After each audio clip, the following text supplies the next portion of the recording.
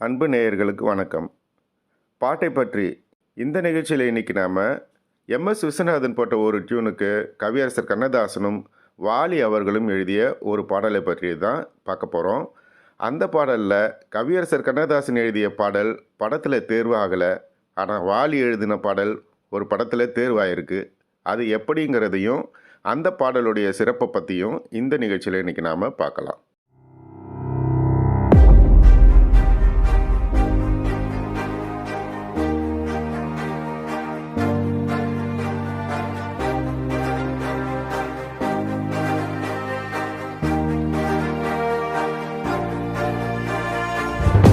ஆயிரத்தி 1964 ஆண்டு பீம்சிங் இயக்கத்தில் வெளியான படம் பச்சை விளக்கு. சிவாஜி கணேசன், எஸ் ராஜேந்திரன், நாகேஷ், சௌகார் சானகி, விஜயகுமாரி ஆகியோர் முக்கிய கேரக்டரில் நடிச்சிருந்த இந்த படத்துக்கு எம்எஸ் விஸ்வநாதன் இசையமைக்க கண்ணதாசன் பாடல்கள் எழுதியிருந்தார். இந்த படத்தை அரங்கண்ணல் என்பவர் தயாரித்திருந்தாலும் ஏவி மெய்யப்ப செட்டியார் தயாரிப்பு மேற்பார்வையாளராக இருந்திருக்கிறார். இந்த படத்திற்கான பாடல் கம்போசிங்கும் போது எம்எஸ்வி ஒரு டியூன் போட அதை கேட்ட கண்ணதாசன் ரொம்ப மென்மையாக சூப்பராக இருக்கு என்று சொல்லிவிட்டு பாடல் எழுதியுள்ளார். பொன் மலர்ச்செண்டு முகமாக இரு வண்டு விழியாக என்று எழுதிய அந்த பாடல் அனைவருக்கும் பிடித்திருந்தது. ஆனால் பாடலை கேட்ட ஏவி மெய்யப்ப செட்டியார் பல்லவி நீளமாக இருக்கிறது, ரசிகர்களை கவராது என்று கூறியிருக்கிறார்.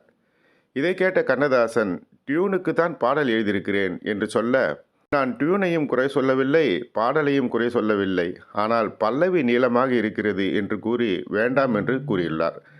அதன் பிறகு அடுத்த பாடலுக்கான டியூன் போட்டு பாடல் எழுதி முடிக்கப்பட்டுள்ளது. அந்த பாடல் ஏற்றுக்கொள்ளப்பட்ட படத்தில் வைக்கப்பட்டுள்ளது. ஆனால் கண்ணதாசனுக்கு பொன் மலர்ச்செண்டு என்ற பாடல் வரிகள் மறக்காமல் இருந்துள்ளார். இதன் பிறகு சில நாட்கள் கழித்து வேறு படத்திற்கு கம்போசிங் போகும்பொழுது எம்எஸ் விஸ்வநாதனிடம் புதிதாக டியூன் போடாதே, ஏற்கனவே போட்ட அந்த பொன் மலர்ச்செண்டு என்ற பாடலுக்கு டியூன் போடு என்று சொல்ல, எம்எஸ்வி தயங்கியபடியே இல்லனே, முக்தா சீனிவாசன் தயாரிக்கும் பூஜைக்கு வந்த மலர் படத்திற்காக அந்த டியூனை கொடுத்து விட்டோம் என்று கூறியிருக்கிறார். இதை கேட்ட கண்ணதாசன் பாடல் எழுதியாச்சா என்று கேட்க, எழுதியாச்சு, வாலிதான் எழுதியிருக்கிறார் என்று எம்எஸ்வி கூறியிருக்கிறார். மையேந்தும் விழியாட மலரேந்தும் குழலாட என்ற இந்த பாடலை கேட்ட கண்ணதாசன் ரொம்ப அருமையாக எழுதியிருக்கிறான் என்று சொல்லிவிட்டு வீட்டுக்கு போய் கவிஞர் வாலிக்கு போன் செய்து ரொம்ப அருமையாக எழுதியிருக்கிறாய் என்று பாராட்டியிருக்கிறார். அதன் பிறகு தான் எழுதிய பொன் மலர்ச்செண்டு என்ற பாடல் வரிகளை மறந்து போன கண்ணதாசன் மையேந்தும் விழியாட என்று பாடத் தொடங்கியதாக அவரது மகன் அண்ணாதுரை கண்ணதாசன் கூறியிருக்கிறார். இப்படி ஒரே டியூனை 2 படத்திற்கு பயன்படுத்தி அதில் கவிஞர் வாலி எழுதிய பாடல் தேர்வான அந்த பாடல் 1965 ஆண்டு வெளியான பூஜைக்கு வந்த மலர் என்ற படத்தில் இடம்பெற்ற மையேந்தும் விழியாட மலரேந்தும் குழலாட என்ற இந்த பாடல்தான்.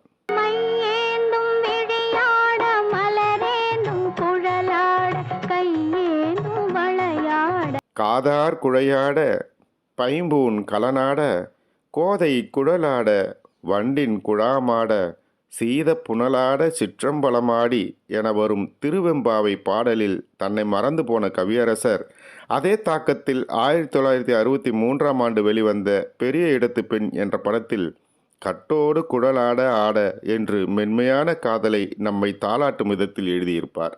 அந்த பாடலின் மென்மையில் மயங்கிய வாலி எழுதிய பாடல்தான் மையேந்தும் விழியாட மலரேந்தும் குழலாட என்று தொடங்குகின்ற இந்த பாடல்.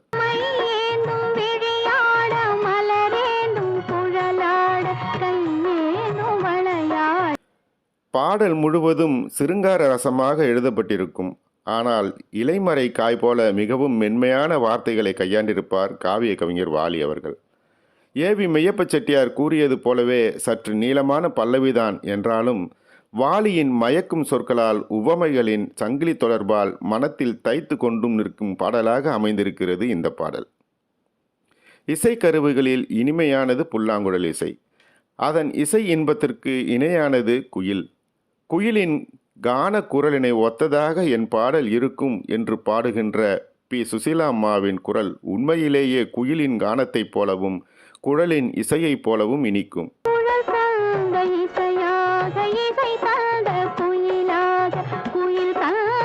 குழலின் இசையா, பெண்ணின் குரலா என்று நம்மை ஆய்வு செய்து பார்க்கும் வண்ணம் அருமையான குழலோசையை நம் செவிகளில் ரீங்காரம் செய்யும்.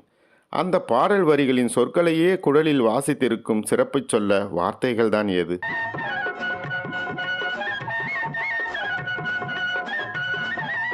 அடுத்த சரணத்தில் ஆண் பாடுவார். அதாவது கந்தர்வ குரலோன் பி.பி. ஸ்ரீனிவாஸ் பாடுவார்.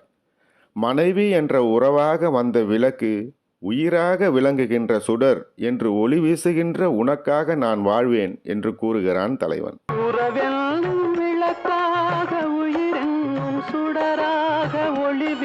நரம்பு கருவிகளில் இனிமையானது யாழ்.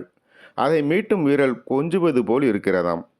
விரல் கொஞ்சும் யாழாக, அந்த யாழ் தரும் இசையாக, அந்த இசையை தரும் உன் மனமாக நான் மாறுவேன் என்ற வாலியின் உவமைக்கு எதை ஈடாக கொடுப்பது நம் உள்ளத்தை தவிர? விரல் கொஞ்சும் யாழாக, யாழ் கொஞ்சும் இசையாக, இசை காதல் வயப்பட்டு நான் பலருடைய எதிர்ப்பின் காரணமாக தனியாக நின்றேன். ஆனால் அந்த நிலவின் ஒளி என் மேல் வீச என் காதலன் கண்களுக்கு கனியாக திரிகின்றேன். அடடா, என்ன ஒரு ஆழமான பொருள்!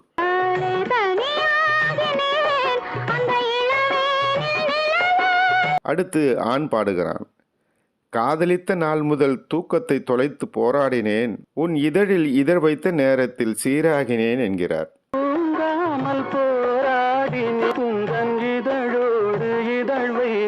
இறுதியாக காதலி பாடுவதுதான் இந்த பாடலின் வைரவரி.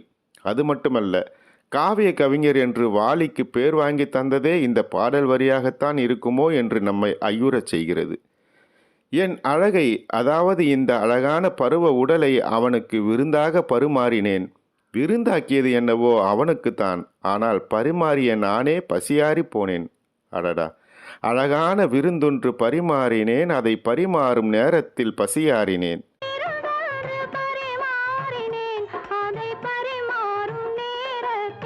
காதல் சுவையும் காவிய சுவையும் சொட்ட சொட்ட நம்மை மகிழ்விக்கும் இந்த பாடலை நீங்கள் கேட்டு பாருங்கள். உங்கள் மனத்திற்கு என்ன தோன்றியது என்பதை இந்த வீடியோட கமெண்ட் பகுதியில் கமெண்ட் பண்ணுங்கள். நாம் அடுத்த வீடியோவில் வேறொரு பாட்டோட சந்திக்கலாம். நன்றி.